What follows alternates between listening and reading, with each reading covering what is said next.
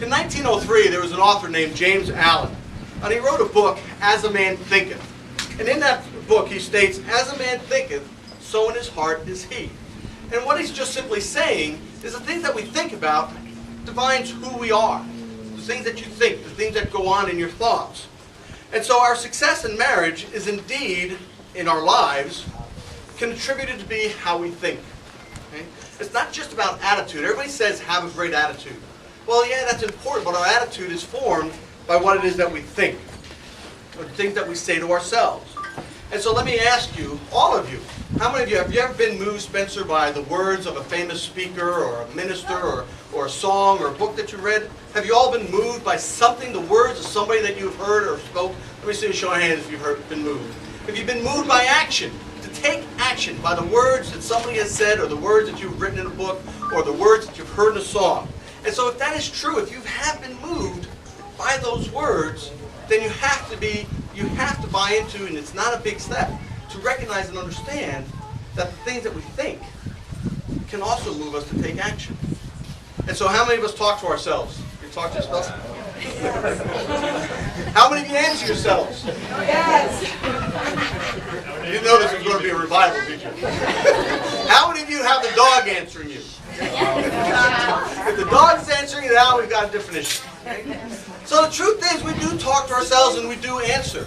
And so what I'm suggesting to you is that if you buy into the spoken or written word, then it's not a big leap to buy into the power of the words spoken in the confines of your thought, what you think.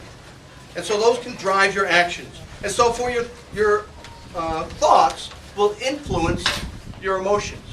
The emotion that you have, the feelings of happiness, excited, feeling anxious, fearful, sad, depressed, angry, loving, compassionate, they all start with the thought process.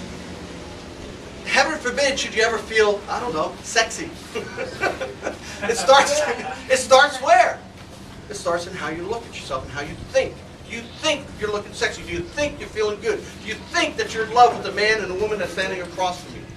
When you think those things, those will affect your emotions and how you feel. Those emotions will in turn dictate how you will act. And so get into the practice of thinking about how you love each other. It'll drive those emotions, and those emotions will drive your actions. Some will be intrinsic, with the heartbeat beating heavier. Okay? Sometimes it'll be heavy breathing. Sometimes it'll be butterflies in your stomachs. But it'll be a smile or a frown. Sometimes those actions are external, like the words that we choose to say, whether they be in happiness or sometimes frustration, sometimes in anger. We think about those things before we actually say them. And so you have to be careful about what you think and the thoughts that go inside your head. And so Spencer, Linda, everything you do, everything you say is going to be created twice. The first time is going to be in your thoughts, the way you think. The second time is going to be in your actions and your deeds, the things that you do. And so you want extraordinary success in your life? You want extraordinary success in your marriage? Be the master of your thoughts. Okay? Change the way you think, and you'll change the way you feel. If you change the way you feel, then you can change the way you act.